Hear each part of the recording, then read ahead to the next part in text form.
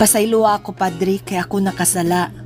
Ang akong sala, nahigugma ko sa usa sa mga sulugoon sa Dios. Ay, nahigugma ko sa tago sa usa sa imong mga sakristan. Nahigugma ko sa tago sa usa sa mga katambayayong nimo matag adlawng Domingo.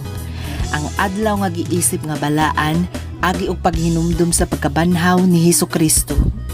Matod sa Exodo 20 bersikulo 8, hinumduman mo ang adlaw nga ipagpapahulay aron sa pagbalaan ni ini. Ako kinigituman agi pakitag pagtuo sa Ginoo. Apan gitiaw-tiawan maninon ko sa kapalaran, Padre. Ang adlaw nga Domingo nga akong gitagana para sa Ginoo, karon aduna na siya kakompetensya. Mao nang angayan ko mga muyo, Padre. Kalit nga mipitik ang akong kasing-kasing alang sa usa ka tawo nga di angayan na akong handumon.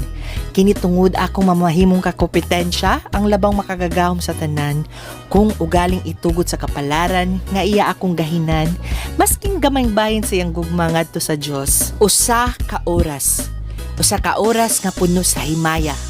Usa ka oras nga dapat pagadaygon ang ngalan sa Dios.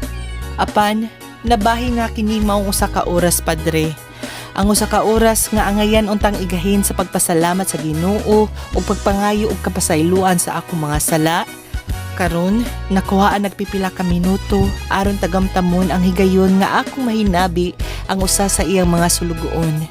Ang usa sa imong mga katambayayong, Padre, sa pagpadayag sa balaang pulong sa Dios. May pa si Maria Magdalena, Padre, nadagaan pagigayon nga makauban si Jesus sa pagpasabwag sa mga maayong balita sa Dios.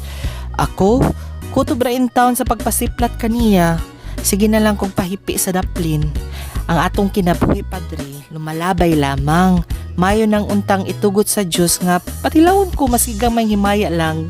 Kalapasan ba gihapon, Padre, sa pagtulunan sa simbahan kung padayon na akong higugmaon sa tago ang imong sakristan? Barag wala man siguro na naapil sa listahan sa napulo ka sugo sa Dios. Barag wala sa naapil sa listahan sa 7 ka makamatay nga mga sala kining akong pagbati alang kaniya, Padre. Di ni uwag akong gibati kundi putli nga gugma. Apan angayan lang na itago tungod gidili kini sa balaod sa simbahan, sa syudad o sa katilingban. Ayaw kabalaka, Padre. Dili na ko siya agawon ngadto sa Ginoo.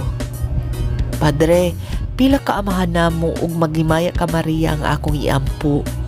Maayo untang pasayloon ako sa Ginoo sa akong sala, akong dakong sala. Maingon nga nagapasaylo ako sa mga nakasala nga nako ug dili unta niya ako itugyan sa panulay, Padre. Uy, nahigugma raman ko sa tago ra pa jud.